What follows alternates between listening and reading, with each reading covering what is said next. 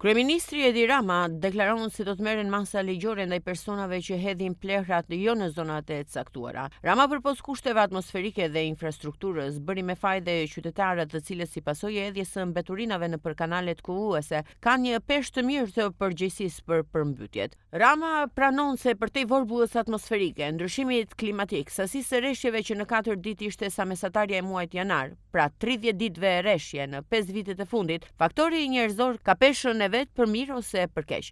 Jo për t'i ndalur, po për t'i bërë më të kontrollueshme këto masa të jashtëzakonshme rreshjesh dëbore dhe prurjesh. Ndërkohë që ne si qeveri jemi të qartë për nevojën e vazhdimit të investimeve në sistemin mbrojtës të vendit, unë nuk e di çfarë sinqerisht se si i bëhet harbutërisë ekstreme ndaj natyrës që manifestojmë ore çast ne si popull. Po, troç, ne si popull. Prurjet marramense të plastikës nga lumej në këtë rast janë të frikshme, të neveritshme, janë kriminale në kuptimin e plotë të fjalës. Hedhja rrugëve, shisheve dhe qeseve plastike si të ishte ky vend, jo dhe ujni i përbashkët, por një kosh plerash në një territor që s'na përket me të cilin s'kemi lidhje, kudo ku na teket lëshojmë si loba bajgën mbetjet e konsumit tonë është diçka që e mbulon tamam me bajga flamurin e pavarësisë tonë.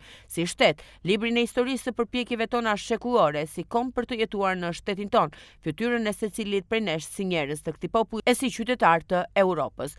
Ne si qeveri e re, si shumicë popullore, sidoqoftë nuk do të dorëzohemi e do të dalim mëtej me masa të reja kundër kësaj fuqie të errësirës në trurin tonë si milet duke rritur përpjekjet për sensibilizim, informim, por edhe ndëshkim gjithashtu. Në të gjitha rastet është e domosdoshme që gjithsecili të ftyllohet, sepse kjo është që ndodh dhe ajo që i bëjmë ne Shqipërisë, duke hedhur një shishe plastike apo duke hedhur një qese plastike në rrugë ka vetëm një fjalë që e përkufizon: krim, tha Rama dhe mbylli fjalën e tij.